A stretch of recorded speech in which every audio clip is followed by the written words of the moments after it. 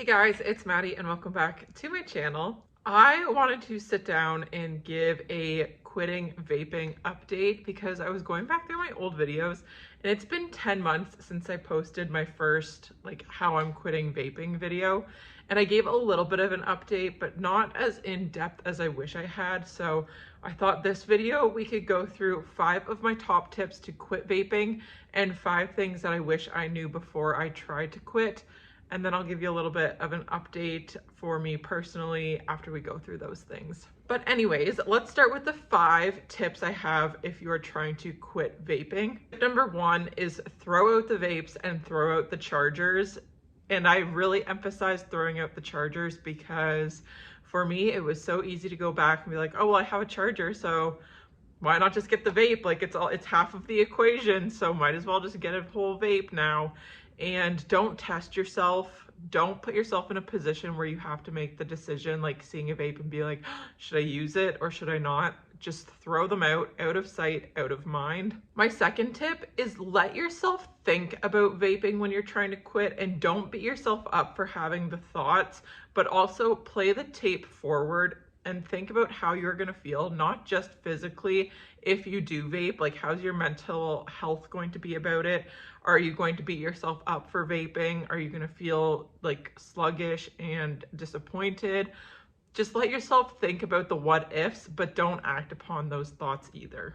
My third tip is find something to keep your hands busy, because that was the biggest thing I struggled with. Is I found so much comfort in holding the vape and just having it in my hand.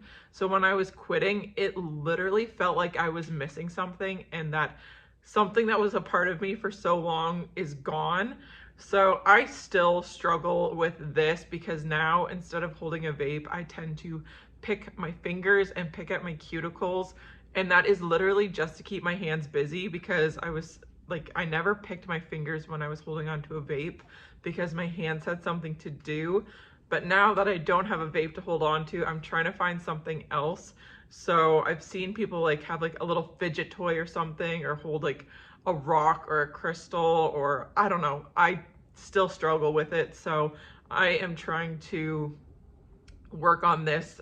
I'm trying to work on this as well. Number 4 is think of all of the good things that come from not vaping. And again, not just the physical benefits. Think about how much money you're going to save, how you're going to feel now that you're not relying upon a little device, a nick stick, and you're not going to be coughing up phlegm all of the time. You might have more energy, and just how everything is going to feel. Allow yourself to think about the good things and use that as kind of momentum to get you through the hard times. And my 5th and final tip is find something to replace the time that you would have spent vaping. For me, if I got really stressed or overwhelmed and after I accomplished a task, I would take a break and vape, literally taking a breath after a stressful moment. And that's what I used my vaping for. It was literally to take a breath and to take a break during the day. So I try to find other ways that I can implement taking a break throughout the day, such as having a coffee. I have started drinking a lot more caffeine now because it kind of gives me the same feeling of taking a sip, which would have been taking a hit from my vape. Or if you have the ability, do a little walk outside or just do a lap around your house. Watch YouTube videos or something. I don't know. Just find something to replace that time so you don't have a lull in your day where you're like, oh, I could really go for a vape right now, or I might as well just vape because I have this moment of time where I would have done it. So find something to replace it that's quick, easy, and you're able to do kind of in spur of the moment. Now let's move on to 5 things that I wish I knew before trying to quit. And the first is you cannot change people and their habits. Just as much as you want to change and you want to quit, just because you want to doesn't mean that other people around you necessarily are going to as well. So you can't rely on other people to help you quit. Number 2 is it's going to be really, really difficult and very uncomfortable, especially if you vape for a long time. This is a habit that's been ingrained into your brain, and it's easier to keep vaping than it is to stop, but you just have to keep on pushing through. And it's uncomfortable. It feels like a part of you is missing, and you're gonna have a lot of uncomfortable emotions. You might have to face some emotions that you've been masking with the vaping. And now that that coping mechanism is gone, you're gonna have to either address things head on or just find a new one, I guess. Number 3 is that it is easy to fall back into those old habits, but you need to keep pushing through. And it's about consistency in the grand scheme of things. It's not about being perfect. So I think of it as like 80-20.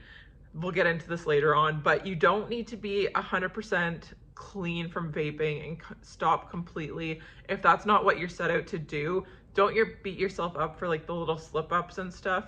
Just be consistent in what you're doing. The 4th thing I wish I knew is that the first 3 months are going to be the hardest in my personal experience. Those were like going through hell and back. The first 3 months were brutal, and I don't think the cravings ever completely go away. There'll be little triggers that might set you off at some point, and you're just gonna have to work through it. But after the first 3 months, it does get quite a bit easier. And the 5th and final thing is that you need to want to quit for yourself, or else you won't quit at all. If you don't want to do it and you don't want to give it up, then you simply won't. Like I mentioned at the beginning, it's been 10 months since I've actively been quitting vaping, and it hasn't been easy. There have been times where I've slipped up and like I've vaped and used someone else's vape. I have not bought one for myself, but I have used like other people's, like my friends or like my brothers and stuff. But I have not bought my own vape, and I am very proud of myself for it. There have been a lot of times where I've been triggered and like would drive past an old vape shop I'd go to and like think about stopping in there.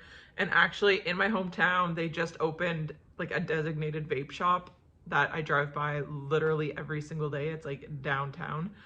So that's hard because it's so convenient now that I have like an actual vape shop in my town, but I just don't want to. I think about it. I think about how much money it has cost me and how much better I feel now. I don't really get the headaches anymore.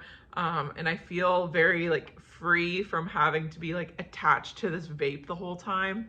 And I'm very, very happy in my decision to quit vaping, but I just don't know if it'll ever be like completely out of my life for good, because that's not really what my goal is. Like I do things in moderation, and even though vaping isn't a good thing to do in moderation, I just know that if I go about it in like a sustainable way and don't put pressure on myself to be 100% clean and to never vape again, then it's going to be a lot easier, because I'm not holding myself to such a high standard where I know I'm probably going to ultimately fail anyways. So giving myself the grace and like the forgiveness if I do vape, and just again being consistent and not owning one, not doing it every day, not even doing it every week. Like there's probably months have gone by where I've never vaped, and then sometimes there might be a week where I vape twice or something like that. But I'm just not being super strict with myself. I don't own one. I don't plan on ever owning one again, but never say never. And I just don't want to restrict myself too much. And I'm pretty happy with my decision and how things have went for me. I'm through the hardest part, and it does get easier. It does get better. And if you're trying to quit, you can do it. If you want to reach out to me, my email's in the description box. I can chat with you if you want, if you need any, like, if you have any specific questions or things like that. But don't be afraid to reach out for help and to seek that help if you need support and guidance, because it's not easy to do it on your own, and it's more tolerable if you have someone there to also hold you accountable and to kind of bounce ideas off of and things like that. But I hope you enjoyed this video, and good luck if you're trying to quit. And if you're not trying to quit but just kind of like interested in it, well, I hope this video was helpful nonetheless, and I will see you guys in my next one. Bye.